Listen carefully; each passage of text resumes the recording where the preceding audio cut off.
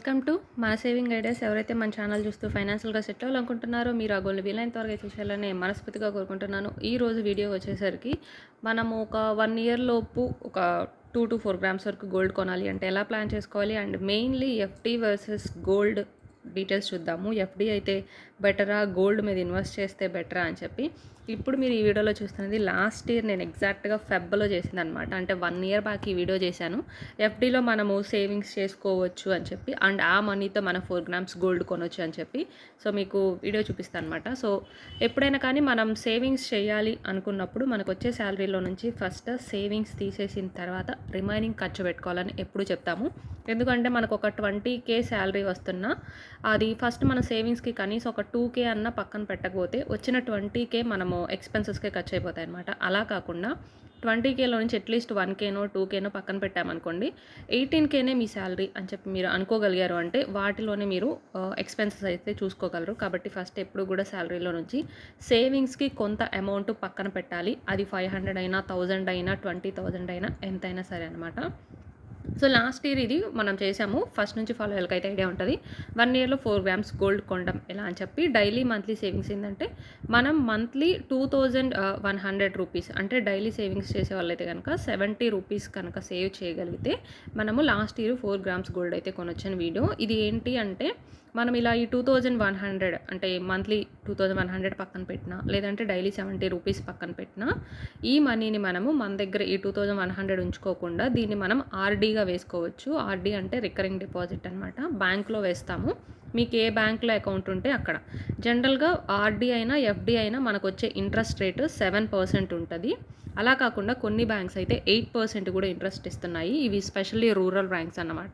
Chaitanya Godavari bank 7% వచ్చేసరికి SBI, HDFC. So last year 2024లో కూడా 7% ఉన్నాయి. రైట్ నౌ 2025లో కూడా మనకి ఎఫ్డి రేట్స్, ఆర్డీ రేట్స్ అన్నవి అవే 7%, 8% ఉన్నాయన్నమాట. సో ఆర్డీలు ఏంటంటే మంత్లీ మనం ఎంతో కొంత అమౌంట్ సేవింగ్స్ కానీ అది 500 అయినా, 1000 అయినా ఇలా ఎంతో కొంత ఒక టార్గెట్ పెట్టుకొని ఆ అమౌంట్ ఆర్డీలో వేసుకున్నాం అనుకోండి, ఒక ఇయర్ ఎండ్ తర్వాత మన దగ్గర కొంత అమౌంట్ అవుతుంది. దాని మీద 7% కానీ 8% కానీ ఇంట్రెస్ట్ యాడ్ అయ్యి మనకి అమౌంట్ వస్తుంది. అలా కాకుండా ఈ 2000 మనము జస్ట్ మన బ్యాంక్ అకౌంట్ సేవింగ్స్ అకౌంట్లో ఉంచుకున్నాము అంటే మనకి 2 to 3% మాత్రమే ఇంట్రెస్ట్ వస్తుంది. అలా కాదు అంటే మీరు ఇంట్లో ఉండే ఉమెన్ అయితే కనుక బీరువాస్లో ఇలా పెట్టుకున్నారు అంటే అసలేం రాదనమాట. కాబట్టి ఫస్ట్ నుంచి చెప్పేది, మనం ఎంత మనీ సేవ్ చేసినా ఆ సేవింగ్స్ చేస్తున్న మనీని కొన్ని మంత్స్ తర్వాతో లేదంటే అట్లీస్ట్ ఒక 1 ఇయర్ తర్వాతో ఆ అమౌంట్ని మనం ఇలాగా ఆర్డీలోకో, ఎఫ్డీలోకో, లేదు అంటే ఏదైనా పోస్టల్ స్కీమ్లోకో, లేదంటే గోల్డ్ కాయిన్స్ ఆర్ గోల్డ్ స్కీమ్లోకో ఇట్లా ఏదైనా కన్వర్ట్ చేసుకున్నాము అంటే మనకి ఎంతో కొంత ఇంట్రెస్ట్ అయితే వస్తుందన్నమాట. కాబట్టి ఇన్ కేసు ఎవ్రీ మంత్ మనం ఒక 2100 కనుక సేవ్ చేయగలిగితే, అలా 12 మంత్స్ సేవ్ చేయగలిగితే 25,200 రూపీస్ అయితే అవుతుంది. సో ఎస్బీఐ ఆర్ హెచ్డిఎఫ్సి ఇట్లా ఇంకా కొన్ని బ్యాంక్స్ 7% ఇంట్రెస్ట్ వస్తున్నాయి. అంటే ఈ రెండులో మనకి 970 రూపీస్ అన్నది ఇంట్రెస్ట్ యాడ్ అయ్యి 26,170 రూపీస్ అయితే వస్తుంది అనమాట. సో ఈ ఆర్డీ అన్నది మన ఎమర్జెన్సీ ఫండ్ లాగా కూడా యూజ్ అవుతుంది. సో సేవింగ్స్ అన్నవి ఎంతో కొంత ఉంచుకుంటూ ఉండాలి. అవి ఎప్పుడన్నా మనకి కావాలి అన్నప్పుడు యూజ్ అవుతాయి అనమాట. అదే ఒకవేళ మనం 8% ఇంట్రెస్ట్ ఇచ్చే బ్యాంక్స్ని కనుక చూసుకున్నాము అంటే అదే 2100 మనం 12 మంత్స్ చేస్తే 25,200 వస్తాయి. అంటే 8% ఇంట్రెస్ట్ చొప్పున 1,311 యాడ్ అయ్యి 26,311. కాబట్టి ఒక్క 1%లో కూడా మనకి ఎంతో కొంత ఒక 300 రూపీస్ అన్న వేరియేషన్ అయితే వస్తుంది. కాబట్టి ఈ ఆర్డీ, ఎఫ్డీ చేసుకునేటప్పుడు సేఫ్ అండ్ సెక్యూర్డ్గా ఉండే బ్యాంక్స్ చూసుకోవాలి, అండ్ హైయెస్ట్ ఇంట్రెస్ట్ రేట్ ఏవి ఇస్తున్నాయి అన్నది కూడా చూసుకోవాలి.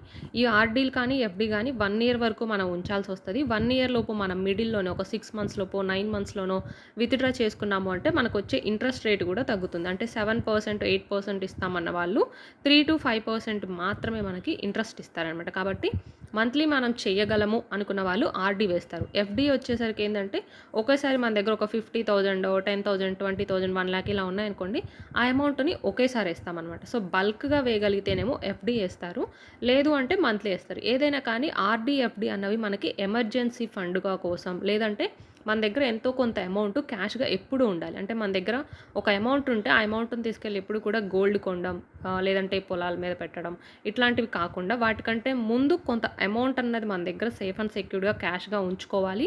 వాటికంటే ముందు ఏ ఒకటి టర్మ్ ఇన్సూరెన్స్, హెల్త్ ఇన్సూరెన్స్ పాలసీలు తీసుకొని ఫ్యామిలీలో అందరికీ సో ఫస్ట్ అదొక సేఫ్ అండ్ సెక్యూర్డ్ ఉండాలి. దాని తర్వాత ఏదైనా ఎమర్జెన్సీ సిచ్యువేషన్ వచ్చినప్పుడు మనీ ఉండడం కోసం సేవింగ్స్ అకౌంట్‌లో కొంత మనీ ఉంచుకుంటే, ఇలా ఆర్‌డీ కానీ, ఎఫ్‌డీలో కానీ ఇంకొంత మనీ ఉంచుకుంటే మనకి ఇలాగ ఇంట్రెస్ట్ యాడ్ అయ్యి వస్తుంది.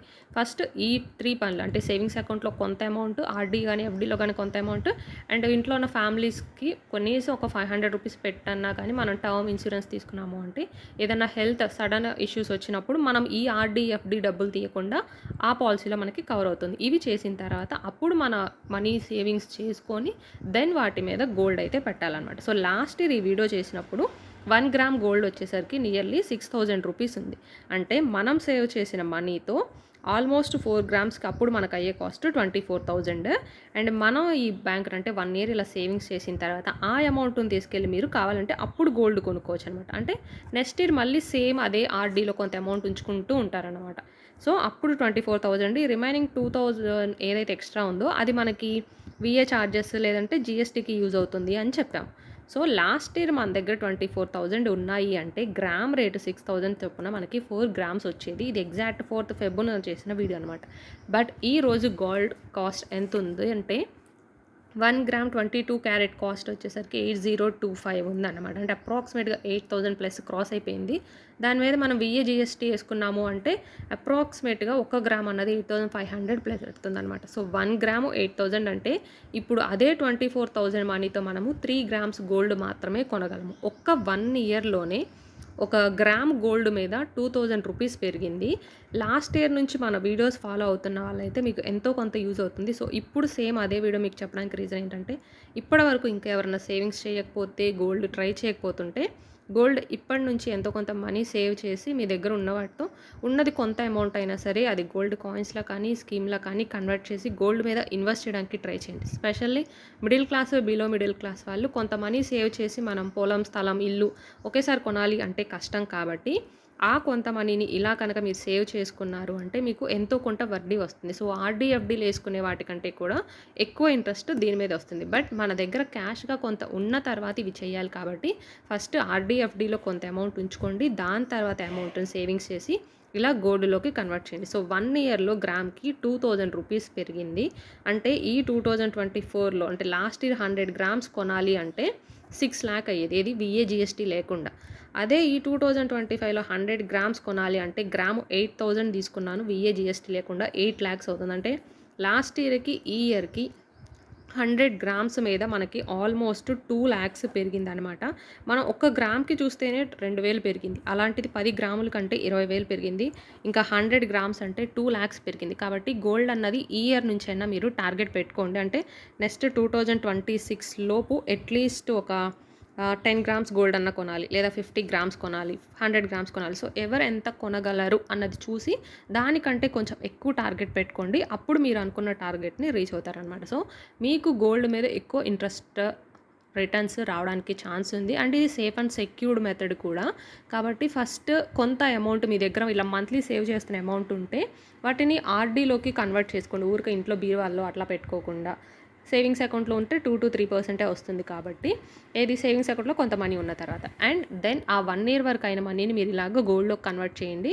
లేదు మీ దగ్గర ఆల్రెడీ క్యాష్గా కొంత అమౌంట్ ఉంది అనుకుంటే కనుక ఇప్పటి నుంచైనా మీరు గోల్డ్ మీద కొంచెం కాన్సన్ట్రేట్ చేశారు అంటే నెక్స్ట్ ఇయర్ 2026లో మనం మళ్ళీ గోల్డ్ రేట్ ఇంకో 2,000 పెరిగింది, గ్రామ్ మీద 4,000 పెరిగింది, ఇప్పుడైతే మళ్ళీ ఇంకో 10 లక్షలు అవుతుంది అని అనుకునే ఛాన్స్ ఉండదన్నమాట. సో ఒక్క ఇయర్లో మనకి 2 lakhs వేరియేషన్ వచ్చిందంటే నెక్స్ట్ 2026 లోపు ఇదే 100 గ్రామ్స్ గోల్డ్ కొనాలి అంటే ఆబ్వియస్గా 10 lakhs ప్లస్ అయితే అయిపోతుందన్నమాట. కాబట్టి గోల్డ్ రేట్ ఎప్పుడు ఇంక్రీజ్ అవుతూనే ఉంటుంది. సో మీ అవేర్నెస్ కోసం ఈ వీడియో చేసింది. ఐ హోప్ ఈ వీడియో మీకు నచ్చింది, అర్థమైందని చెప్పి thanks for watching. Please subscribe.